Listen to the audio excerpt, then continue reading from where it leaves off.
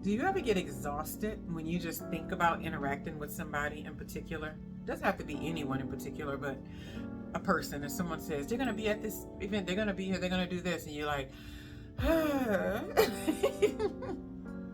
hello, hello, hello, and welcome to my YouTube channel. My name is Jameelah, and I am a master manifester, and I'm sure you are too because you are consuming content like this.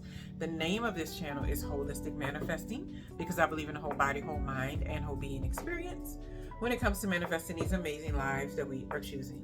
Got that bright sun today. What I'm discussing in this video, it's not that bad. It's got a little overcast. Makes some good lighting.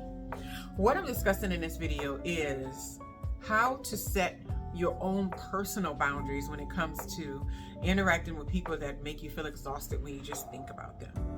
And when I'm talking about this, I'm really talking about people that you can't just get away from because you're ready to. So many of us these days are so used to just being able to pack up and move on to the next section of life without dragging the people with us if somehow they caused some kind of hindrance or they were annoying or they, needed too much, wanted too much, treated us a certain way or whatever. But sometimes you have these people in your life that they are connected to you in ways that you can't just get rid of them because of how they're connected. Say it's a job or something you're on, or a position, and you are in that position right now, and for whatever reason you can't just leave it, and you don't want to leave it because of that person, but they're there all the time. Or if you're in a family setting and you got this one family member that's always creating drama and nonsense and all this, you don't want to seclude yourself from all the other family members just because this one person is not, palatable to you most of the time. And so also when it comes to like people that, come around because they're connected to somebody you really care about. This happens a lot with in-laws. And you don't want to be bothered, but it's not really up to you because if you're saying yes to this person, you're saying yes to, people in their family. Now, I'm not saying people can just give you disrespect, but there's going to be some level of interaction you have to have if they're connected to each other, right? And so when I think about this, I always think about the boundaries that we put in place. You may tell these people don't show up at certain events or something, and they may do it anyway. You may tell these people not to pop up over at your house, and they do it anyway. You may tell these people not to call you after 11 p.m., and then they do it anyway. So when that happens, most of us want to just get aggravated, and we're just like, we put our boundaries down, and they're not listening to them. But that's mostly because those boundaries include their participation. I'll say that again. It's mostly because the boundaries we put in place include the participation of others. What we have to do when we set clear boundaries that we can control, that we have access to, is to make sure that when someone has gotten past all those other defenses and they're still there and they're still in our lives and they're still not being a cooperative component for the way that we want to interact with them, then we have to create our own personal boundaries.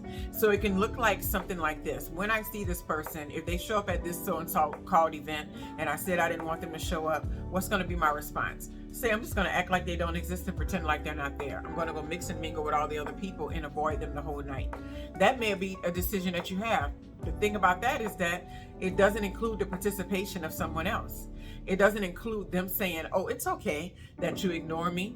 No, you can ignore them because you want to and then move on with your night and keep doing what you're doing, right?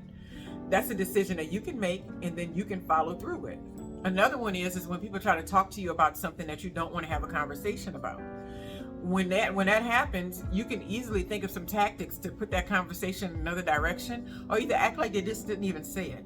Well, I have a daughter that's really good at that. If you mention something that she is like, I didn't like when that happened, I don't like the way it felt, I don't want to talk about it, she's just going to talk about something else instantly.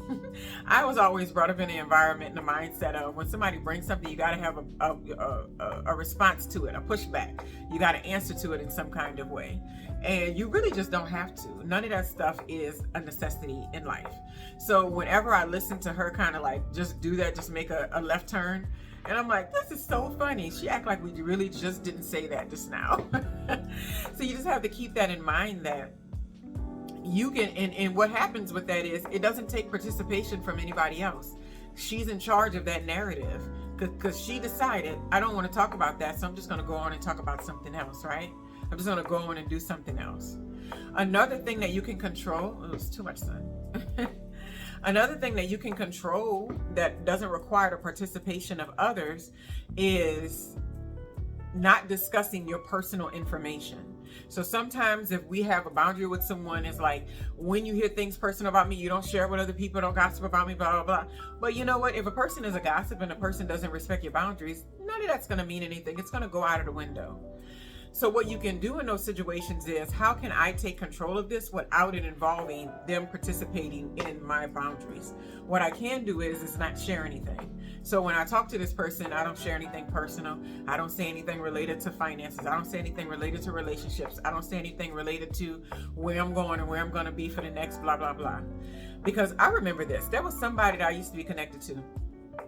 And I would always say, like, I had these days that I wanted to be by myself, like be home and be off and be unavailable. But because they didn't respect that that's what I wanted to do, they would always ask me these sideways questions. And then because I wasn't paying attention, I would give a little bit of personal information. And that personal information was like, oh, well, sounds like you're not going to be doing anything tomorrow. I'm going to go ahead and stop by and bring you this thing, blah, blah, blah, blah. And I'm like, no. I put a lot of time and energy into getting that time by myself. I don't want to spend a day having you pop over and do these kind of things. It's not something I want to do. And so what I learned is that when I have a conversation with this person, I don't have any conversation related to what I'm doing, where I'm going, my personal. I let them talk, and I let them just share things that they want to share. And when they ask me things, I go, yeah, it's fine. Everything's fine. Everything's fine. I just make sure I don't go any deeper. And at the same time, I'm being cordial. And then also too, I'm controlling my own personal boundaries. I'm not doing something to where they have to participate with me. Like, I can say this, but I should be able to say this and you not jump on it and then try to come visit me when I said I don't want to be visited. I don't want to do this thing or whatever. And you'll find that some people are just waiting for those opportunities to ignore what you have to say, to ignore the things that you don't want to be involved in, because they just have to be in control in some kind of way. I don't even know what the reasons are. Sometimes I don't think they know what the reasons are. But if you want to be able to have people around you that you have to be around for whatever reason, get into the practice of putting your boundaries in place and think about boundaries that only requires your participation. It doesn't require anybody around you to agree with them, to participate in them, to cooperate with them. You can do it yourself. And it's the last thing I'll do. One of the other things that I do that I really enjoy is the affirmations. I used to go to like certain events, go to work. Oh, that was especially one when I was going into a toxic workplace. And I would do these affirmations before I came in. And I would tell myself, I am the center of my own universe. There's nobody in there. There's nothing that they can say, do, or inflict upon me that's going to change me being the captain of my own ship. That's going to change me being the center of my own universe. And when I would go in with that particular mindset, it's like almost so many little petty things would be happening. And I was like, I wouldn't even get involved because I'm like, I am the center of my own universe. I don't have to come off that personal pedestal that I put myself on and get involved in all this stuff. I don't have to entertain it. I don't have to be a part of it. And that didn't take anybody else's participation. They were still doing the same old stuff, acting the same way, being the same way. But in my mind, I was already positioned mentally and emotionally to not be taken under by what was happening around me, right? And for some people, that's really hard, but it doesn't require other people to agree with it.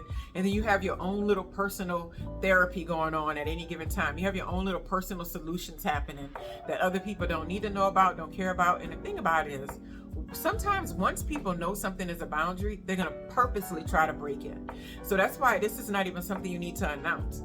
If something like talking about your finances or something with certain people is not something that you want to do, because they're going to eventually like ask for money, or they're going to like, you know, get too nosy about what you're doing with your money, with your kids, all these kind of things. If that's something you don't want to do, don't announce it and say, I've decided because you keep on talking about my finances that I'm no longer going to talk about those things. No, just don't do it. Just find other things to talk about it. And 9 times out of 10, they won't even notice because you're the only one participating in those personal boundaries. I promise you. Anyway, how to deal with people who make you feel exhausted when you just think about having to interact with them. Keep it light, keep it easy, and only worry about boundaries that they do not have to participate in. Because they're not going to, most of the time, they're not going to give you what you want. Anyway, have a wonderful, wonderful, wonderful day.